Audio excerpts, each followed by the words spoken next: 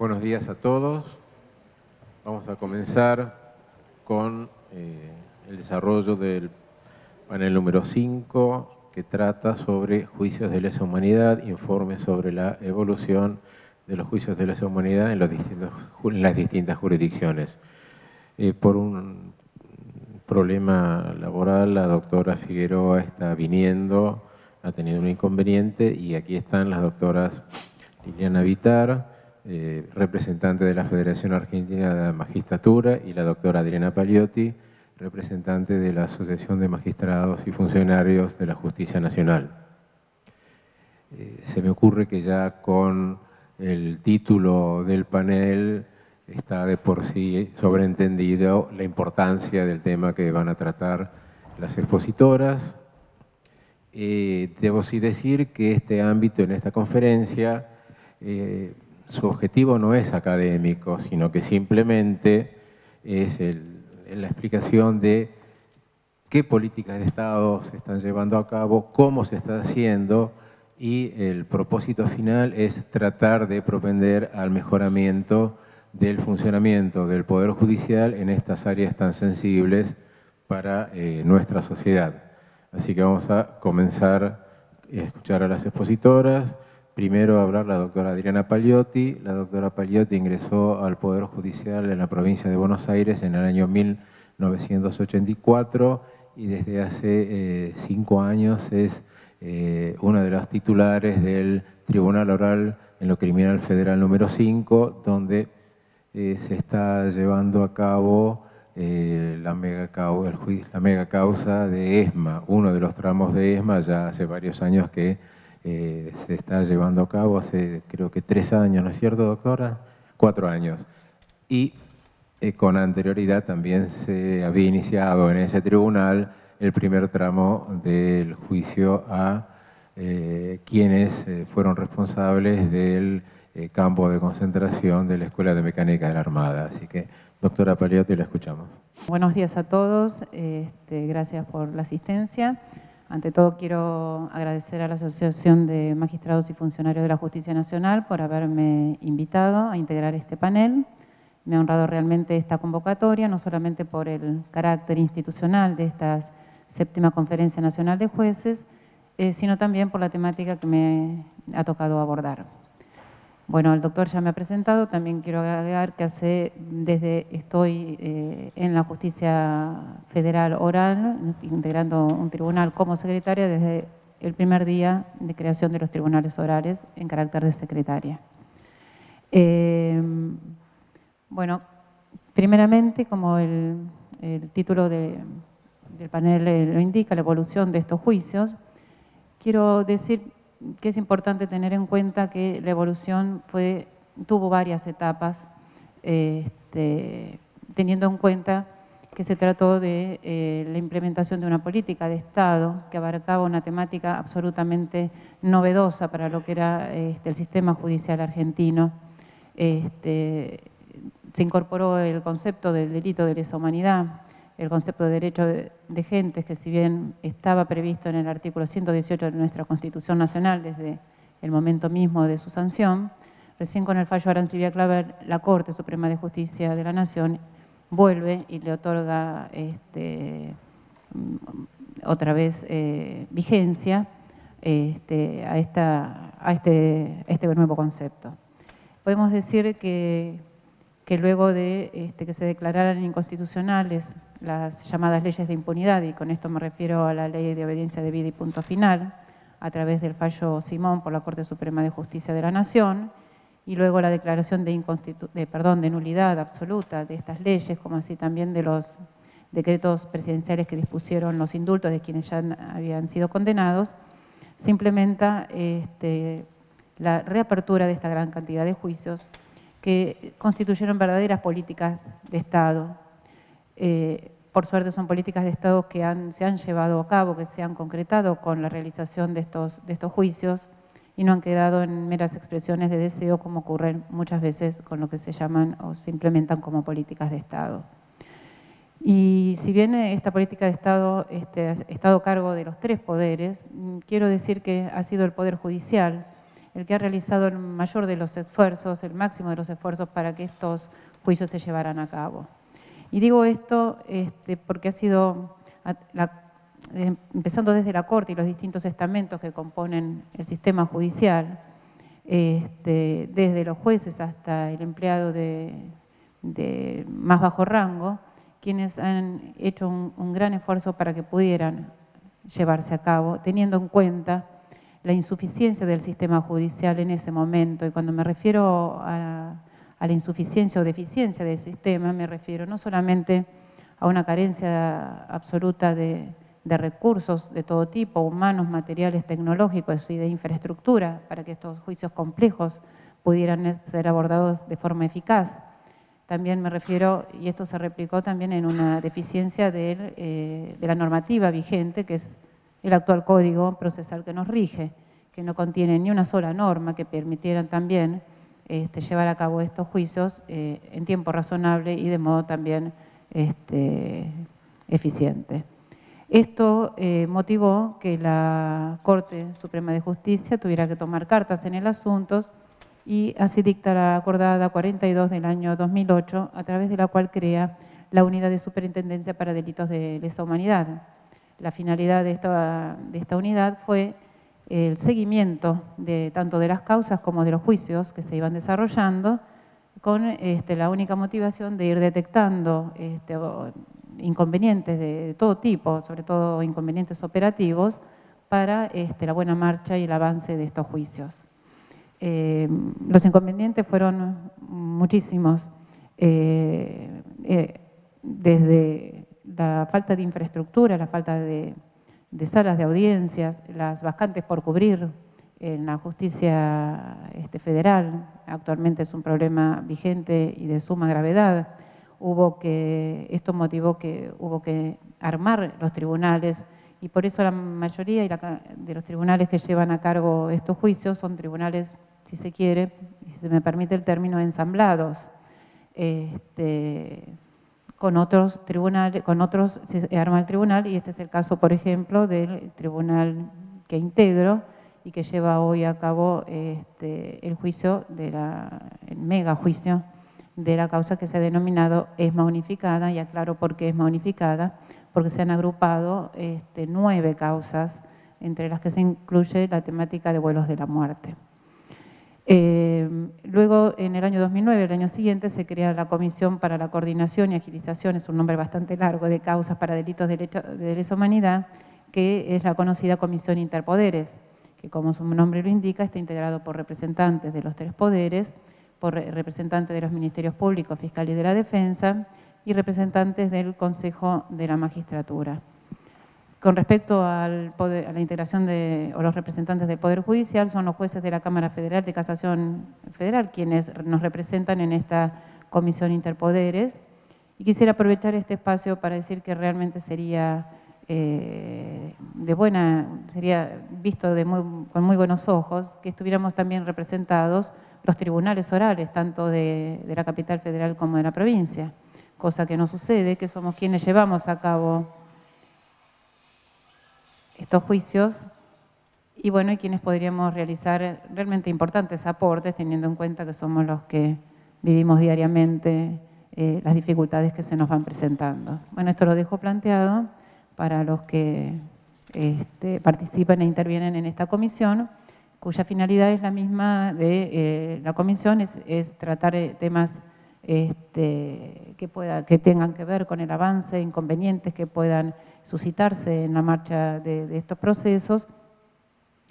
Y también se suele invitar, se reúnen, creo que sí, periódicamente, no sé exactamente cuál es la periodicidad, y se suelen invitar representantes de otras agencias estatales y también de organismos de derechos humanos con la misma finalidad de aportar inquietudes de todo tipo, que siempre, por supuesto, son de suma utilidad. Otra de las propuestas de la Comisión Interpoderes ha sido el impulso para la creación de un protocolo de actuación para el trámite de estas causas de lesa humanidad, que se vieron plasmadas en el dictado de la acordada 1/12, que son las llamadas reglas prácticas. Respecto de las reglas prácticas me voy a referir brevemente. fueron dictadas por la Cámara Federal de Casación Penal, de conformidad con las facultades que le acuerda el artículo 4 del Código Procesal Penal de la Nación. Estas reglas fueron muy discutidas en cuanto a su constitucionalidad. Lo que se alegaba o el argumento principal era que se había significado una modificación del código, y esto desde el punto de vista constitucional es absolutamente inadmisible, pero esto no fue así.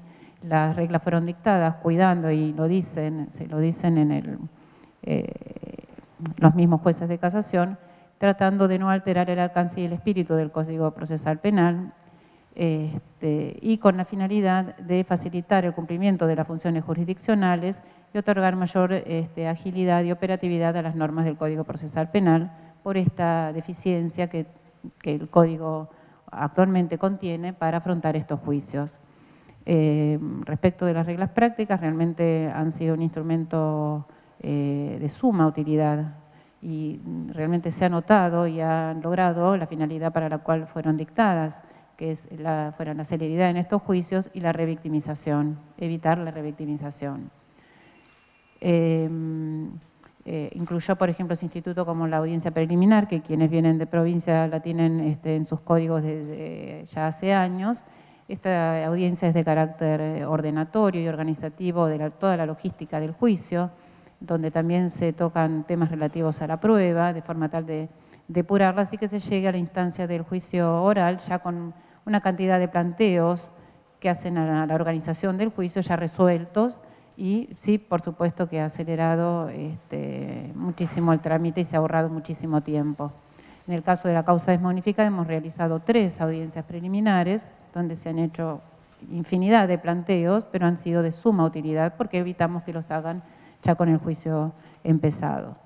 También teniendo en cuenta la extensión de los requerimientos de elevación a juicio, es decir, de las acusaciones, implementó la posibilidad de que las fiscalías y las querellas presenten una síntesis, y esto lo digo que fue realmente para nosotros muy útil, teniendo en cuenta que el requerimiento de elevación a juicio en la causa ESMA constaba de 2.500 hojas, y la lectura de 2.500 hojas nos hubiera llevado meses, además de la lectura de los requerimientos de las querellas.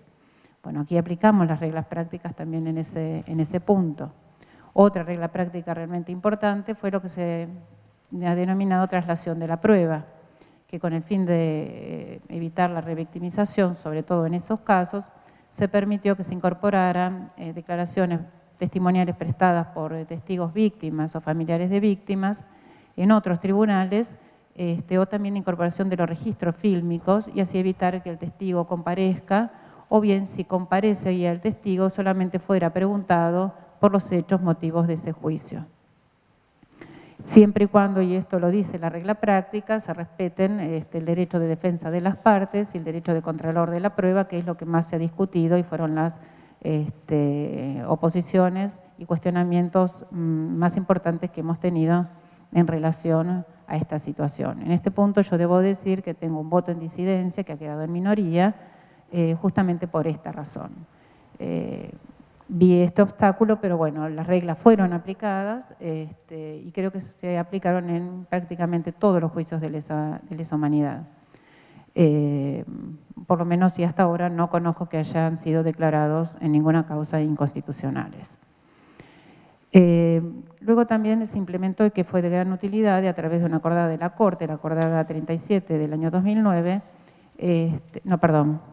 no es ese el número de acordada, sino es la 20/13, el sistema de videoconferencias.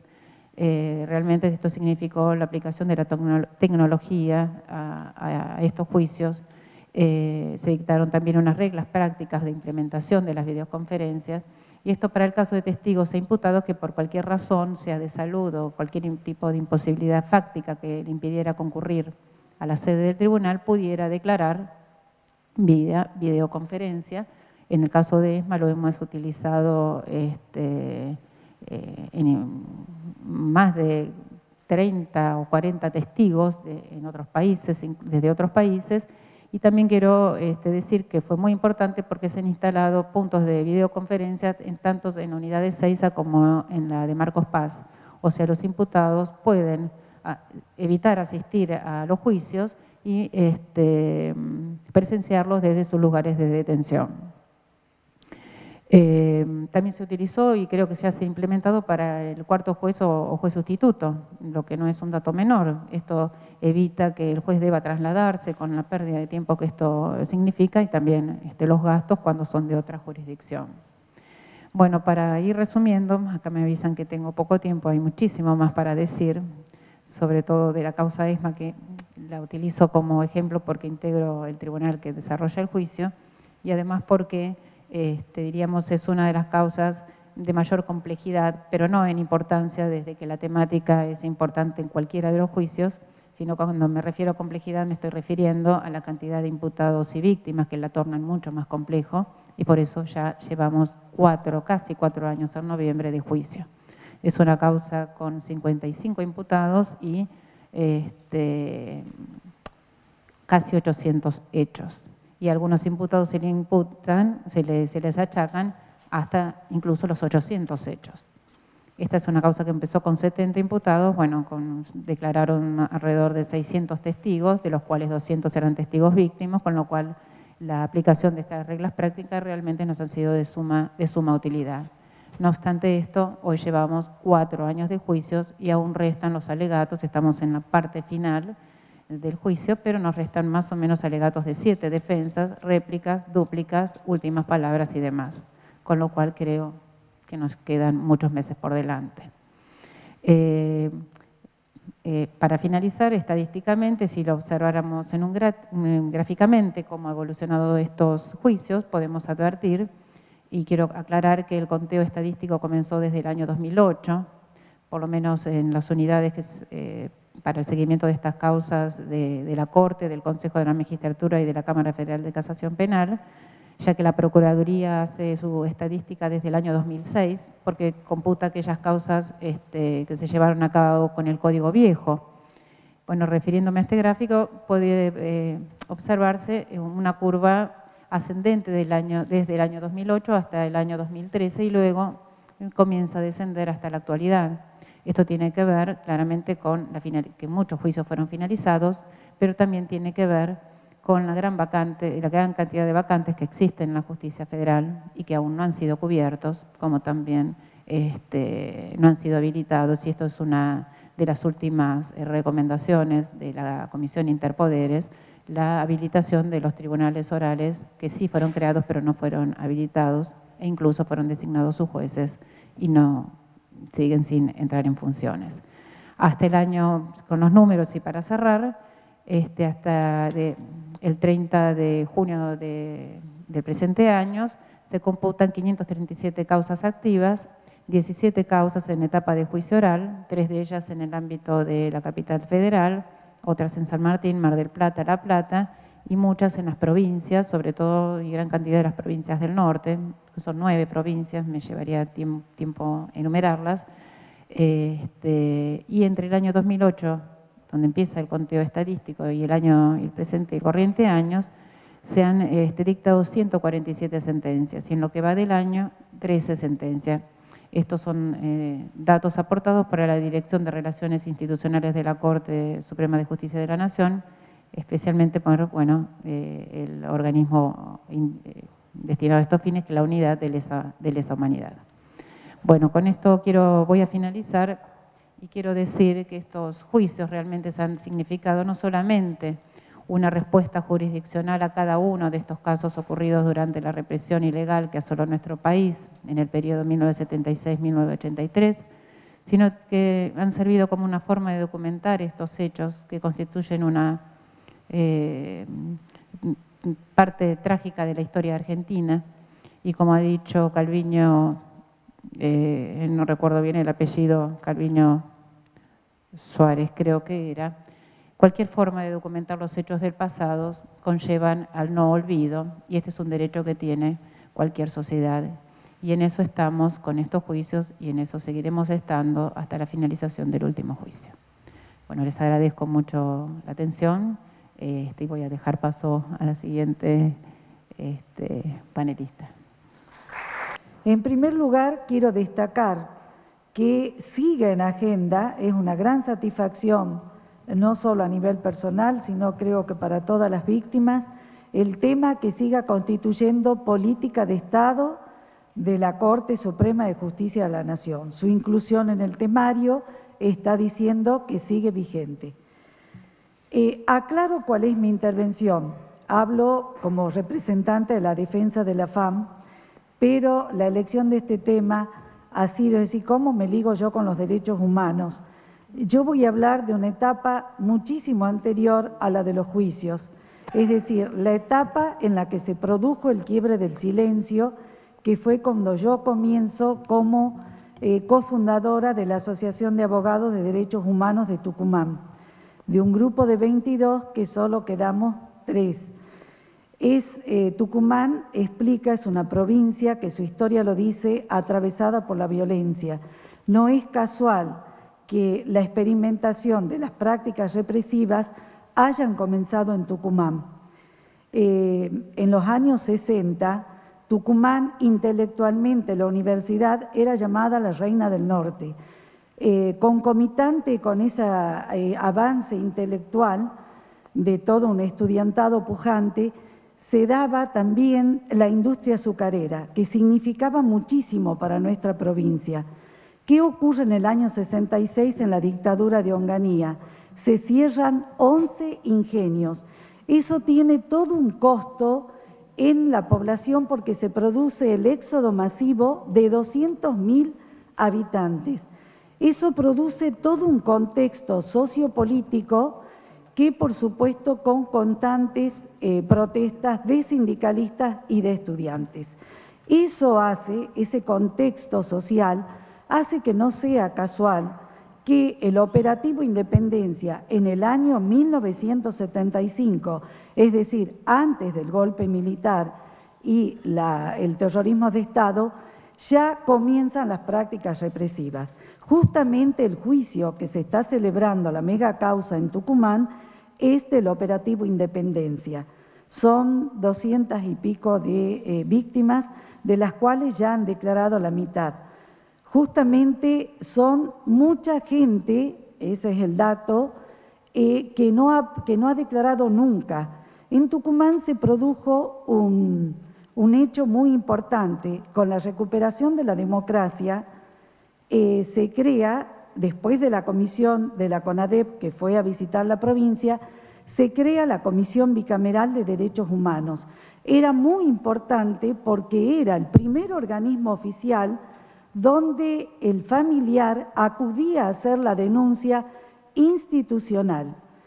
Es decir, yo siempre planteo que la Comisión Bicameral significó el quiebre del silencio. Yo fui asesora ad honorem de esa Comisión Bicameral que, aparte de recepcionar las denuncias, hizo varias actividades, como inspección de centros clandestinos, como la jefatura, como la de los 6 ingenios, y recopilar los 33 centros clandestinos que se conocían hasta ese entonces. También recuperó una casa que había sido arrebatada por los represores. Este quiebre del silencio no simboliza la totalidad de víctimas. Las víctimas son muchas más. En este juicio se ve inclusive gente que nunca había declarado. Es muchísima gente del interior relacionada con los sindicalistas. Esto me parece muy importante para significar el contexto social en que comienza la represión en Tucumán, distintas de las otras provincias.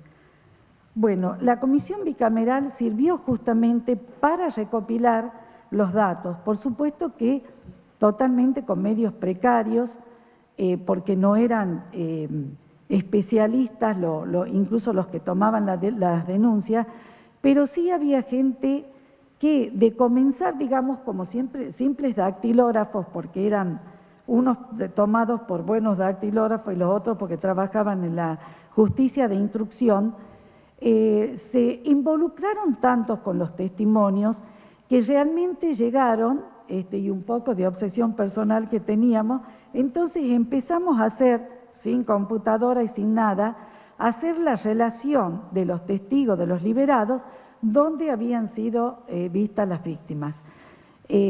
tengo la satisfacción que todo esto sirvió de base para los actuales juicios, es decir, porque toda la prueba después se trabajó por campos de detención. Hablar de Tucumán también es hablar de estas causas de la comisión bicameral fueron giradas a la justicia provincial en el año 85, es decir, la comisión bicameral hace su informe, gira a la justicia provincial.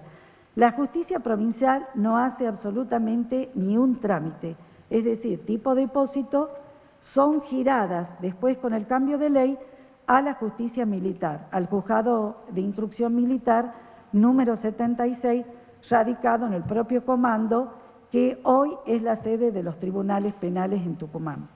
¿Qué hace el juez de instrucción militar? Por supuesto, tampoco investiga. ¿Qué hacíamos las 3 abogadas de derechos humanos?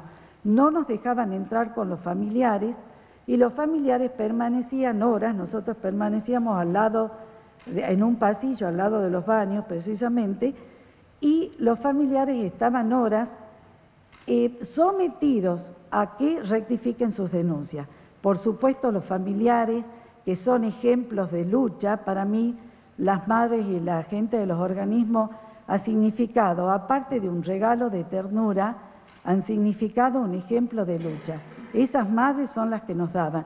Nosotros éramos 3 abogadas que sinceramente, jurídicamente, era un tema totalmente nuevo, no teníamos apoyo institucional, incluso al Colegio de Abogados de ese momento nos quejamos porque no podíamos ejercer la defensa, es decir, sentadas en un pasillo, tratadas con toda hostilidad, no podíamos ejercer plenamente la defensa, pese a nuestros anhelos. Pero bueno, tampoco fuimos escuchadas por el colegio. Con esto quiero significar el miedo que tuvo la sociedad tucumana, ese miedo que inclusive no se ha abandonado. ¿Esto cómo lo vemos? Primero porque es un miedo que trasciende la piel. Es el miedo que explica por qué en la provincia de Tucumán, después de haber sido la primera provincia con la represión, ha ganado Bussi, ha salido diputado, ha sido gobernador. ¿Qué significa ese miedo? Significa que la democracia tiene que hacerse cargo de ese miedo. Yo siempre cuento una anécdota que me llegó de una encuestadora que le preguntó a un familiar que tenía un hermano desaparecido y le dijo, ¿pero por qué lo vota Bussi? Bueno, somos 10 hermanos, solo se han llevado 1. Es decir, la naturalización de la represión. Esa historia de violencia ha significado que todas esas causas de la bicameral nadie las tramite, así como fueron después del juzgado de instrucción militar con las leyes de obediencia debida y punto final, fueron a la Cámara Federal. En la Cámara Federal estuvieron en el subsuelo, nos costó, algunas estaban hasta mojadas, y Bussi nos había puesto las lobas, diciendo que aullábamos un poco sin sentido, y realmente las causas no tuvieron ninguna tramitación, ninguna respuesta, el acceso a justicia de los familiares, nada. En realidad yo nunca tomé como un insulto lo de loba, al contrario, me resignificaba mucho más. Bueno, por eso para nosotros, los juicios de lesa humanidad en la provincia de Tucumán, dando respuesta al acceso a justicia a las víctimas, respetando los protocolos de las reglas de Brasilia y la Convención de Belém do Pará, porque hay muchísimas mujeres, la cuestión de género, que han sufrido la represión, eso realmente es decir que los juicios de lesa humanidad, además de que son procesos sensibles, significan la consolidación democrática, significan el rescate del tiempo sin ley, significa que ciudades como Tucumán, de la no ley, de la represión, de la violencia que ha traspasado la piel, donde sobrevivir impedía vivir, hoy tener los juicios de lesa humanidad significa el rescate de todo ese tiempo, significa darle prestigio a la provincia, darle prestigio a la nación, porque no tenemos juicios especiales, sino que es nuestra propia justicia la que tiene que continuar. Por eso, desde lo personal y desde FAM, propiciamos la continuidad de los juicios de lesa humanidad, propiciamos la aceleración, la dotación. La doctora decía que no hay personal. Queremos que se dote de personal. Las víctimas tienen derecho al acceso a justicia, que ha sido en la provincia mía, como he contado brevemente la historia, nunca se las había escuchado en la bicameral, pero había muchísimas víctimas que no fueron por miedo. Entonces, que se dote a la justicia federal de todo el personal capacitado, porque no es todas las víctimas que sufren delito tienen ese sufrimiento, pero las víctimas de esta represión tienen que tener toda la aceptación y todo el cumplimiento efectivo de los protocolos. Y quiero terminar perteneciendo a una provincia con una frase de un escritor Ítalo Calvino: ciudades invisibles. Las ciudades se construyen como los sueños. Quiero que Tucumán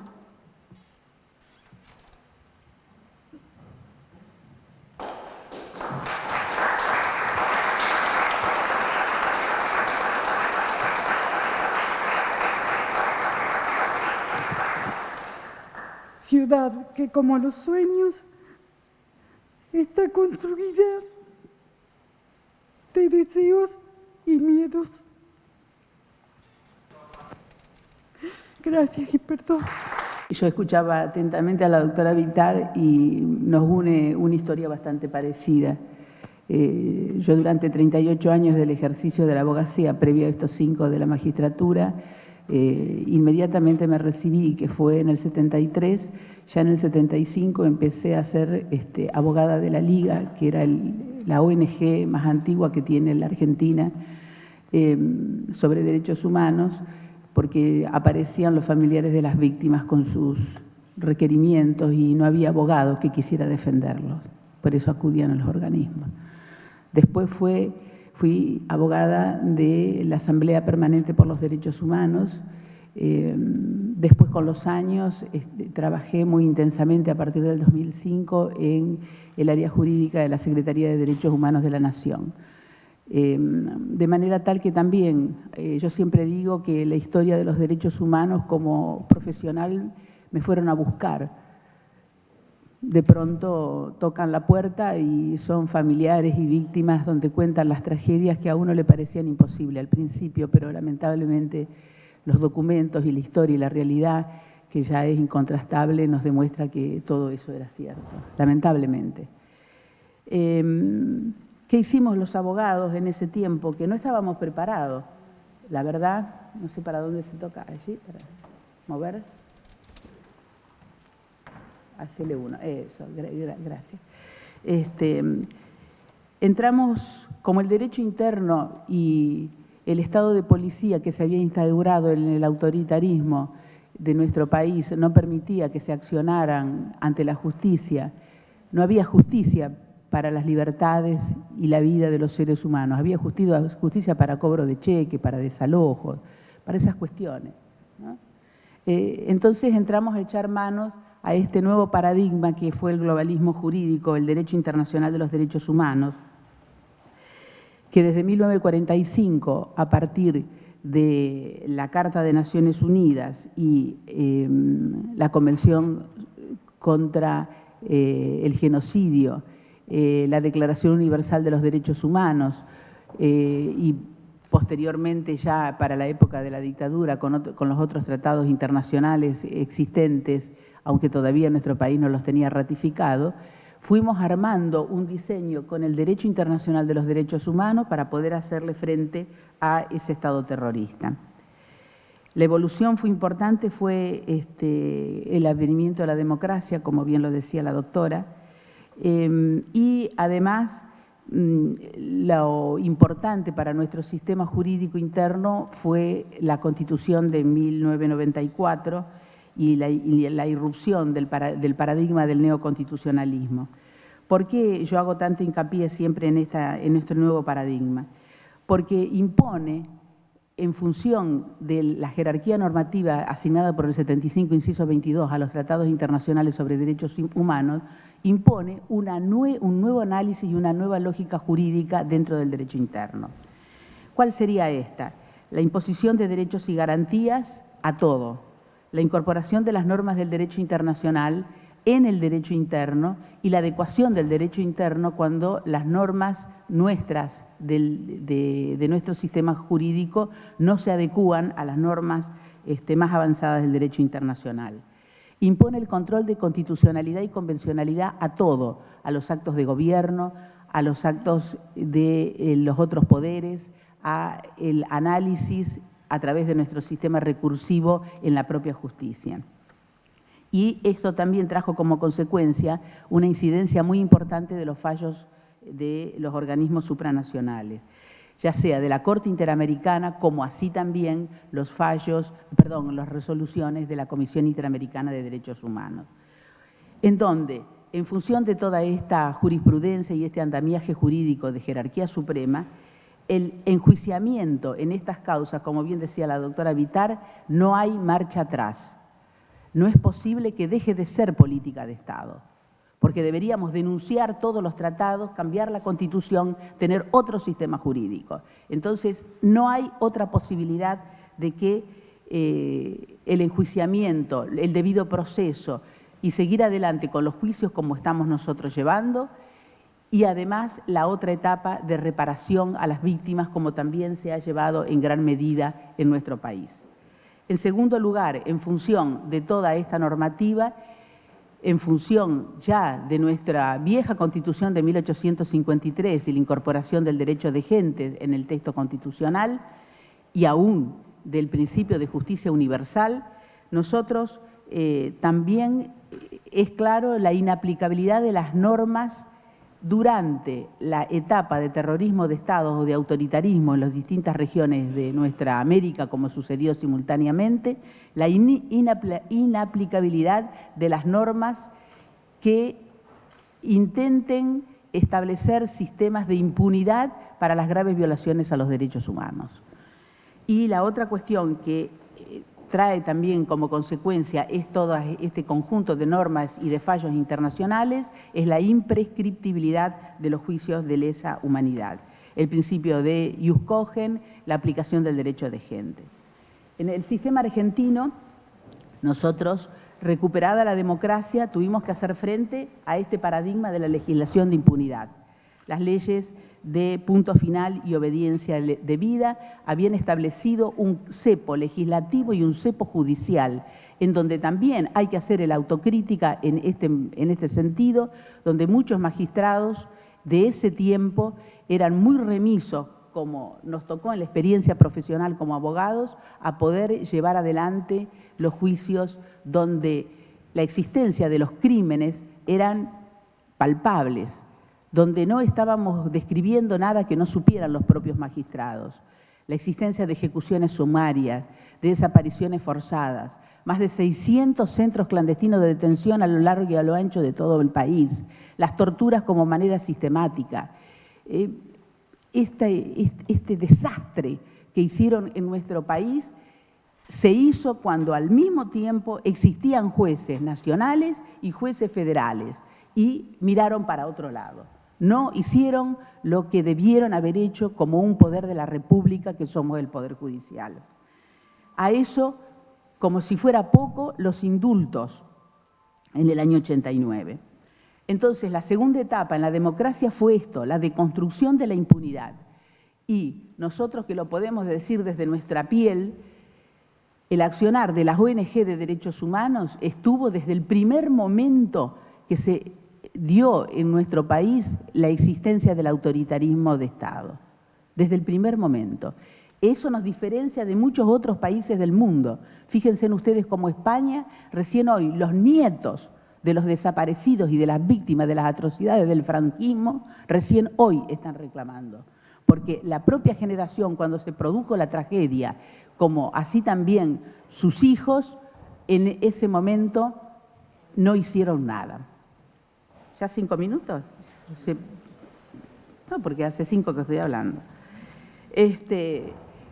La nueva composición de la Corte fue muy importante para llevar adelante estos enjuiciamientos.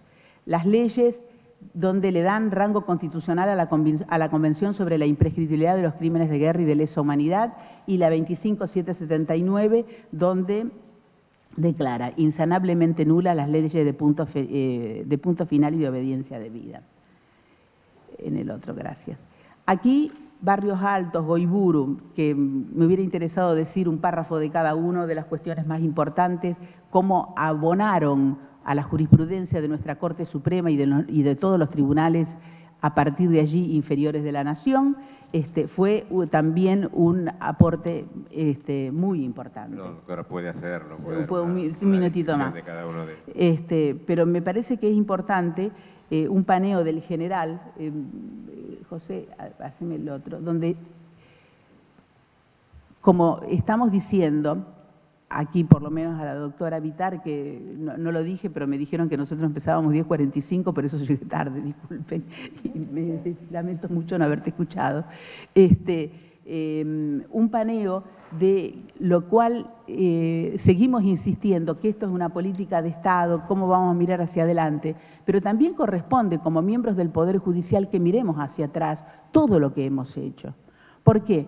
Porque Argentina, dicho por Naciones Unidas, es el gran laboratorio mundial en la lucha de los crímenes contra lesa humanidad. Somos la referencia mundial sobre la materia. Somos el país que con la estructura del sistema judicial que tenemos, con este mismo sistema y con el debido proceso y con todas las garantías, hemos llevado adelante todos estos procedimientos. No hemos adoptado una justicia transicional donde se abrazan vencedores y vencidos. Hemos ido a fondo y seguiremos yendo a fondo, y yo estoy convencida que esto es el mecanismo para asegurar que hacia el futuro no pretendan ningún trasnochado querer volver a establecer la impunidad y la violación del Estado de Derecho de la Argentina. Porque si se quedan impunes estos crímenes, pueden volver a repetirse. No somos una panda de fanáticos, somos gente convencida con el Estado de Derecho. Gente de que el modo de defenderlo es a través del enjuiciamiento, con todas las garantías de debido proceso como tienen que tener los imputados. Y allí nosotros, en este reconto, fíjense en ustedes, en el 85 la causa 3, el juicio a la Junta, hubo 5 condenados. En el 86, en la 44, la causa Camps, 5 condenados. Del 86 hasta el 2005, solo hubo condenas por apropiación de niños, 22 en todo el país, todo lo que hubo. La resolución 28 del 92 de la Comisión Interamericana fue muy importante. La sanción de las leyes donde se puede dar la reapertura de los enjuiciamientos enterró esta idea del estado de policía descontrolado que iba a ser impune hacia el futuro. No, ese estado de policía podía ser enjuiciado. Y fíjense en los números importantes que nosotros podemos exhibir como Argentina. Esto al día de la fecha. En el año 2006 tuvimos 2 condenas, 2007 9, 2008 23, 2009 39, 2010 112, 2011 86, 2012 138, 2013 181, 2014 97, 2015 144, 2016 89. Esto es lo que podemos exhibir del tremendo trabajo que hemos hecho. Y fíjense en ustedes los totales hasta hoy, 954 condenas. Condenas yo la tomo, aunque una condena a lo mejor abarque a un conjunto, ¿no es cierto?, a 15, a 20. Condenas 954, absueltos 77, lo cual habla también muy bien del Poder Judicial de la Argentina. No es que nosotros estamos utilizando el derecho penal del enemigo, y si hay alguien que podría estar dentro de una lista, que alguien podría haber dicho tal cuestión, nosotros somos muy rigurosos en analizar la prueba, los elementos y demás. 77 absueltos. Procesados, 1.116. Cantidad de juicios celebrados hasta la fecha, páginas oficiales, estoy hablando del Ministerio Público Fiscal y la propia página de la Corte, 182. Cantidad de víctimas aproximadamente que han pasado por los estrados de nuestro país desde este proceso, 10.500 personas. O sea, ha sido un trabajo titánico. Aquí le puedo plantear la cantidad de detenidos. Fíjense también la evolución. 2011 teníamos 593, 2012 813, 2013 901, 2014 1017, 2015 1039, 2016 1062, de los cuales casi 500 están en sistemas de morigeración, porque tienen que ver con las edades, las situaciones de detención, arrestos domiciliarios, etcétera. Recuperación, también la parte importante de niños apropiados y reintegrados a sus familias, con el gran trabajo que se ha hecho en esta materia a través de la CONADI, 121.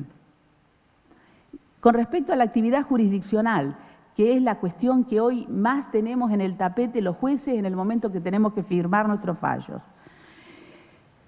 La Cámara Federal de Casación Penal, cuando advierte de este universo y las dificultades, como aquí debe haber dicho la doctora Paliotti, que tenemos, y que no hace falta repetirlos, los tribunales orales federales, los tribunales de instrucción, etcétera, con respecto a las faltas de recurso personal y demás, establecimos las reglas prácticas, que es la 1 del 2012, que sirvió muchísimo para agilizar los procesos, para no volver a repetir pruebas, en fin, lo que ustedes ya conocen. En la Cámara Federal de Casación el año pasado, que yo estuve como presidenta, uno de los problemas fundamentales también fueron las integraciones. ¿Por qué? Y porque nosotros tenemos casi algo más de 900 jueces federales y tenemos casi 300 vacantes, 296 vacantes. Esto es una tragedia en un poder judicial donde la tercera parte está vacante. Y entonces estamos como locos, subrogando, con problemas como todos conocidos, ¿no es cierto?, ante la inexistencia de una ley de subrogancia que se adapte hoy a las necesidades que tenemos. Bueno, entonces esto también retarda muchísimo el llevar adelante correctamente los juicios. Arrestos domiciliarios es uno de los principales problemas que tenemos, y conforme Olivera Robre de la Corte y Vergés, casación en general, en la mayoría de las salas, estamos planteando la necesidad del informe del cuerpo médico forense como elemento para tomar adelante una determinación. Otra de las cuestiones son los habeas corpus colectivos que están planteando las personas condenadas, las personas imputadas y, por ejemplo, en Corrales nosotros hemos planteado que el arresto domiciliario para los mayores de 70 años no son por el cumplimiento de la edad, sino que hay que ver individualmente, caso por caso, con todas las condiciones como la ley está estableciendo por la 24660. El cómputo de la pena, en el caso de Madrid, de la aplicación del 2x1, también nos remitimos a Arce de la Corte, en donde si no hubo detención de la persona durante esa etapa de vigencia de la ley, nosotros de la 24390 no le computamos esa ley porque nunca tuvo los graves problemas por los cuales se había sancionado la 24390. Casaciones contra prórrogas de prisión preventiva, Pinocano y, por ejemplo, tomando en cuenta a Bramajo de la Corte. Revisión de casación por Duarte, que este es un nuevo sistema que, sin estar contemplado en el Código Procesal Penal de la Nación, tenemos que volver a revisar a nuestros propios pares, ¿no es cierto?, cuando hay una condena, primera condena en la propia casación.